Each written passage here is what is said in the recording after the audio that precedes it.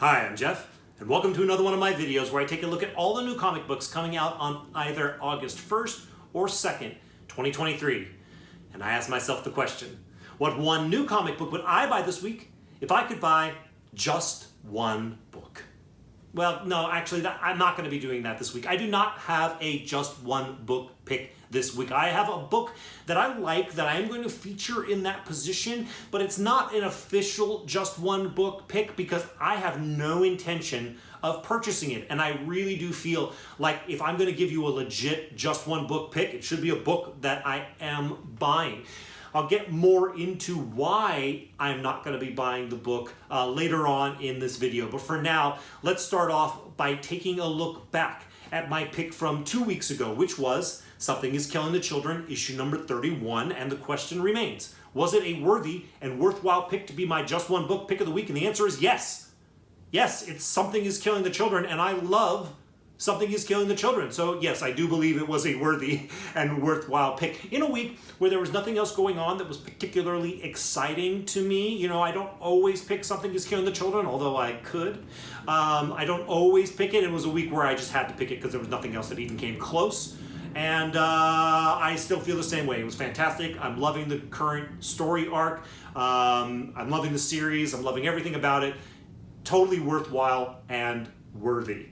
In addition, I want to tell you about the books that I am going to be buying this week. And since we were just talking about James Tynion IV, let's continue along those lines with a little bit of Tynion Time. Yes, the return of Tynion Time, as I tell you about the handful of James Tynion IV books that I am going to be buying this week. First off, there are some additional prints of World Tree coming out this week that I want you to have on your radar. We have the second printing of issue number 3 coming out this week. This is one that I wouldn't necessarily steer you toward unless you're a big World Tree fan and you want to get everything. Just have it on your radar. This is a thing, but from the average collector, I wouldn't steer you towards this one. However, we also have World Tree issue number 2, the third printing. This is one I would steer you toward because there were first appearances in issue number 2. This is a third printing of that issue. I think it's going to be extremely under-ordered, and so the print count for this book is going to be very low, and therefore could have spec potential if anything happens with World Tree down the line, so something to keep in mind. We also have World Tree issue number 1, the fourth printing, and everything I said about issue number 2, the third printing applies. I was surprised there was a second print, let alone a third print, let alone a fourth print for this book. There are so many copies of World Tree issue number 1 out there with the errors and the reprints and all that stuff. It blows my mind. So I have to think that this is going to be extremely under-ordered. And so if anything ever happens with World Tree in the future, that this fourth print is probably going to have some value there. So I recommend checking it out if you want to spec on the future potential of World Tree.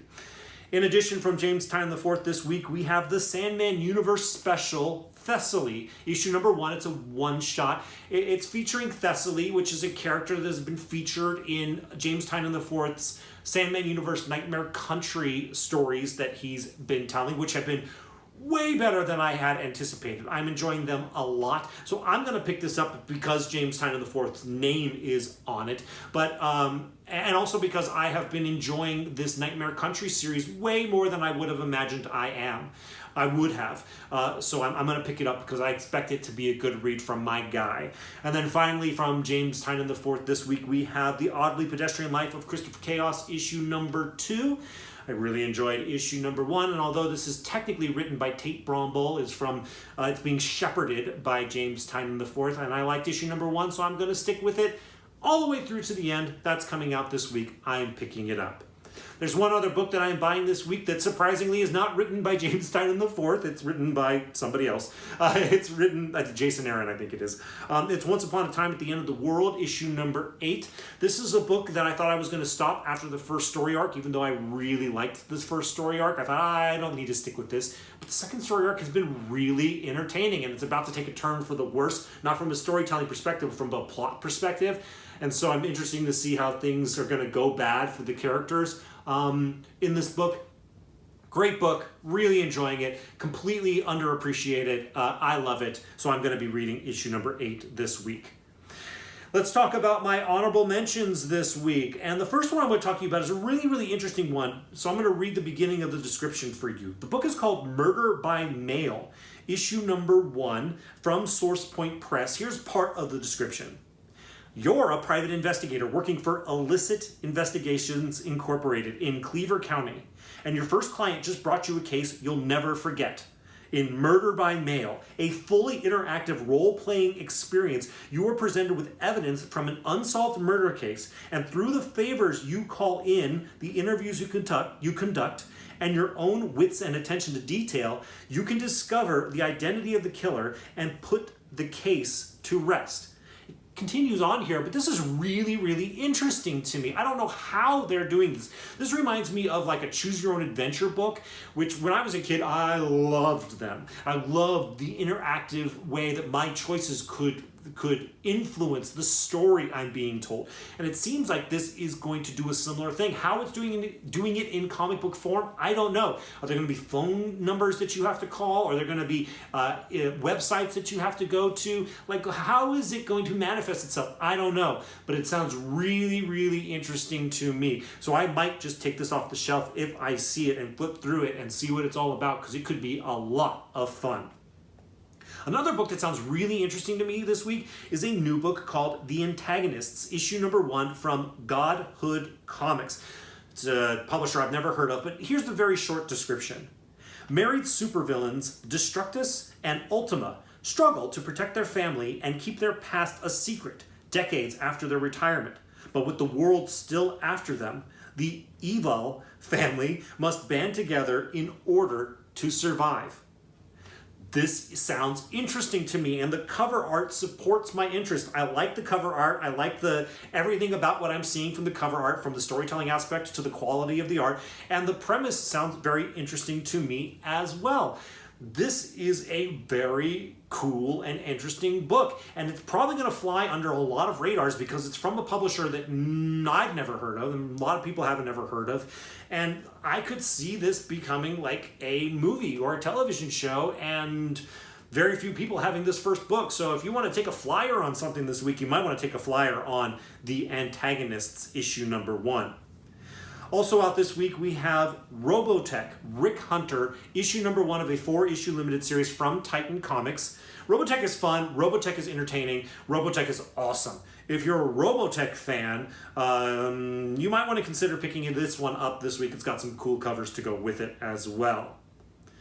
In addition, coming out this week is another new book. It is, but not a new character, it is Conan the Barbarian, issue number 1 from Titan Comics. When I was a kid, I had about 2 or 3 Conan comic books, and they were very beat up. I actually don't know how they got into my collection because I wasn't a Conan fan. I was into the superheroes when I was a kid, and I always took really, really good care of my comic books, and so it was kind of odd that these Conan books were as beat up as they were, but because they were as beat up as they were, I reread them several times.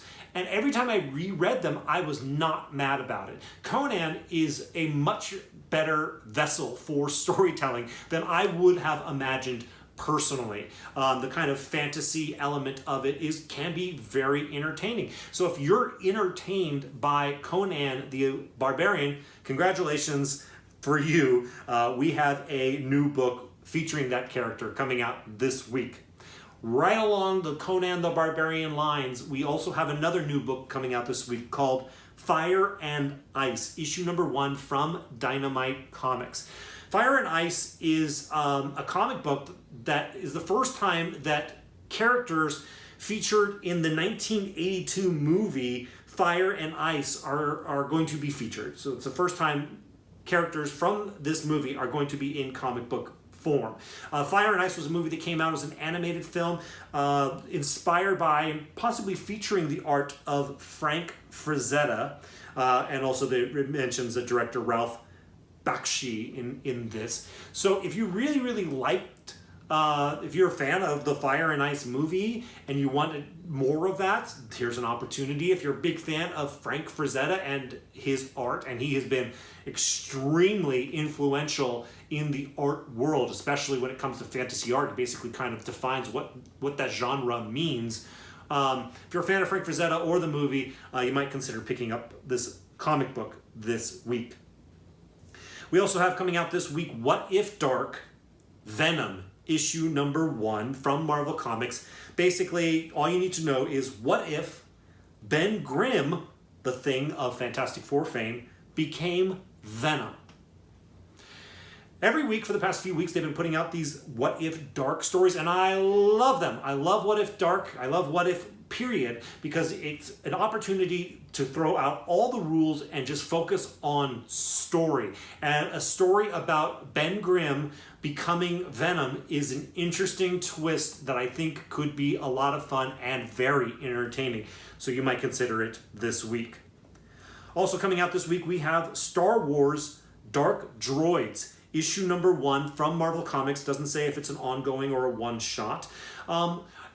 Basically, the premise of this is that there is a corruption spreading amongst the droids in the galaxy, making them go wackadoodle and chaos ensues. Now, because there's been no reference to anything like this ever happening or any fallout from it ever happening in any Star Wars story that I've ever engaged with, and I've engaged with a lot of it, it seems to me like it's going to be a story where random crazy stuff happens, and then at the very end, all order is restored and it was like it never happened. Generally, that kind of stuff is not very interesting to me. But why this in particular is interesting to me is because of the writer. This is being written by Charles Soule. Charles Soule is the current writer of the main Star Wars comic book. But even more important than that, he is part of the elite group, the very small group of writers whose responsibility it is to determine what the future holds for Star Wars storytelling. So his works are especially important. So that makes this story, which I could have easily dismissed, very difficult to dismiss. So it sounds like it could be a cool story told by a very important Star Wars writer, and those are reasons why it would be worth checking out. This week we also have Magneto issue number 1 coming out from Marvel Comics. This story takes place, it's a throwback story to a different era of the X-Men where Magneto was the headmaster of the New Mutants. So it's a throwback timeline, which makes it a lot less interesting to me, but it's a glory age for the X-Men storytelling as far as I'm concerned. But part of what's interesting about this is that the description mentions one mutant known as Irae, or Irae, in their first ever appearance. It's kind of odd to have a character have a first appearance in a throwback timeline, unless, of course, something catastrophic happens to this character by the end of it and their relevance dies and ends at the end of this series. But then possibly, who knows? Maybe the mutant fell into a block of ice and or mutants can be resurrected now. Maybe this is a character that will get resurrected in the current storytelling, and their first appearance will be in this book. Who knows? But if you like this era of X-Men storytelling, if you like Magneto, if you want to spec on this first appearance, this is all reasons why you might consider picking this up this week. We also have this week Death of Venomverse, issue number 1 of a 5-issue limited series from Marvel Comics. Basically, are you a fan of Venom? Are you a fan of symbiotes? Are you a fan of, specifically, Carnage? Well, then this might be a book for you. If you've been following all the Venomverse stuff, you're probably going to continue with this. And who knows, you never know what kind of little things they drop in there. But then again, they've been dropping a lot of things into, I believe, the Venomverse stuff, and some of it is interesting to people and other things about it are not. It's hard to know what people are going to care about long term. Speaking of which, we have another new book coming out this week, which is Astonishing Iceman, issue number 1 from Marvel Comics. Doesn't say if it's an ongoing one-shot or limited series, so we'll see what happens with there. But this one, as opposed to the Magneto book, which is telling a story from a throwback timeline, this is building off of the most recent Hellfire Gala 2023, which they always say, like, oh, significant things are happening there. I don't know what happened this year, but this is building off of that. So if something happened there that you think would be relevant to Iceman and in this ongoing, you might consider picking it up. If you're a gigantic fan of Iceman, that would be another reason to pick up this book this week. And that's it. Those are all of my honorable mentions. So now the only book that I have left to tell you about is my soft, just one book pick of the week. And that book is Sacrificers, issue number 1 from Image Comics. Here's the description. Tomorrow is a harmonious paradise thanks to 5 families who make everything perfect for the price of 1 child per household. Now, as that bill comes due, a son expected to give everything for a family that never loved him, and an affluent daughter determined to destroy utopia must unite to end 1 generation's unnaturally protracted reign. New York Times bestselling writer Rick Remender joins forces with superstar Max Fiumara to take you through the dark science fiction world of The Sacrificers. Okay, so the dark science fiction world of The Sacrificers sounds pretty interesting to me. Sounds like a story that could be worth checking out. So plot alone might be a good reason to pick up The Sacrificers this week. In addition, this is being written by Rick Remender. Rick Remender is a writer that I keep going back to, and I keep enjoying it when I do. I read Fear Agent by Rick Remender, which I liked a lot. I read Scumbag by Rick Remender, which I liked a lot. And then I also read A Righteous Thirst for Vengeance by Rick Remender, which I really, really, really liked a lot. So Rick Remender is a solid writer and giving me a premise that sounds very interesting to me. All of this adds up to a book that I would think would be a slam dunk as a just one book pick for this week. The reason why it's not an official pick for me is because, once again, I don't plan on buying it. And the reason I don't plan on buying it is because it's giving off vibes of they are very similar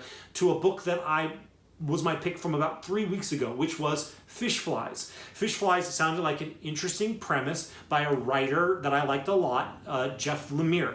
And so I picked it up and I checked it out, but I was a little bit disappointed with it because Fish Flies had a free Comic Book Day 2023 preview that came out, which I read and I picked up, and then I also read issue number 1. And I realized I didn't need to read issue number 1 because the free Comic Book Day book did everything that I needed it to do to tell me what I needed about this book. Interesting, but not for me. Same thing here with The Sacrificers. They had a free Comic Book Day book 2023, which I have picked up, which I have read, which I did find interesting, but not interesting enough for me that I'm going to pick up issue number 1 and continue to read it. If there's any spec potential for this book, it's probably going to fall to the free Comic Book Day book over this issue number 1, because the free Comic Book Days book is, which basically clear to me, content that's just going to be in this issue number 1. So if you're interested in this book, I would recommend trying to hunt down the free Comic Book Day version of it.